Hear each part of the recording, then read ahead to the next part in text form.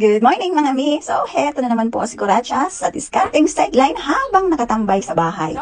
60 pouch nga ang naka-line up ngayon kung kaya naman napa-order ulit ako ng ating ginagamit na pampatigas sa ginagawa nating wallet na Felon. Dalawang klase nga pala ang fusible Felon, isang may dikit at isang walang dikit. Kailangan nga pala siyang planchahin para dumikit sa mga telang gagamitin. Kung kaya naman, isa-isa ko itong pinaplansya para dumikit yung Felon at maging patigas ng gagawin nating wallet. Kailangan kasing mayroong patigas yung mga gagawin na wallet para magkaroon ito ng magandang quality. Dahil nga, ang mga telang ginagamit ko ay medyo maninipis lang katulad ng mga cotton o woven at iba pa. Kung kaya naman, dinodoble ko na yung pelon na nilalagay ko sa isang pouch. At ito din ang isa sa pinakamabusising pamamaraan ng paggawa ng wallet, ang pagpaplansya at pagkakat ng mga fabric na gagamitin, pagkat din ng mga pelon at ng ating gagamitin na lining. Mayroon nga rin palang nagtatanong kung ano daw bang size yung ginagawa kong mga pouch or wallet or coin purse. Ilalagay ko po yung size sa bandang dulo nitong video para po makita ninyo. At depende na rin po sa inyo kung gusto nyong bawasan or gusto nyong dagdagan yung mga size na ilalagay ko.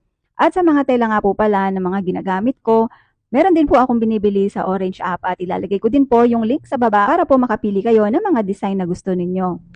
Open pa rin naman ang Bubble Stitches for rebranding. Ito yung paglalagay ng etiketa or logo sa mga produktong o-orderin nyo. Isa nga ang pouch sa mga mabili kong produkto dahil nga ito ay nagagamit bilang freebies o bilang panregalo lalo na ngayong paparating na nga ang Pasko. At kung interesado ka sa aming mga produkto, mag-iwan ka lang ng message dyan sa baba ng video na ito. Or pwede kang bumisita sa aming page na Bubble Stitches para makapanood ka ng mga ina-upload kong mga video kung ano-ano pa yung mga produktong pwede namin i-offer sa'yo as rebranding at maging produkto mo na rin. At dito na po magtatapos ang ating video. God bless po sa ating lahat at bukas pong muli. Bye!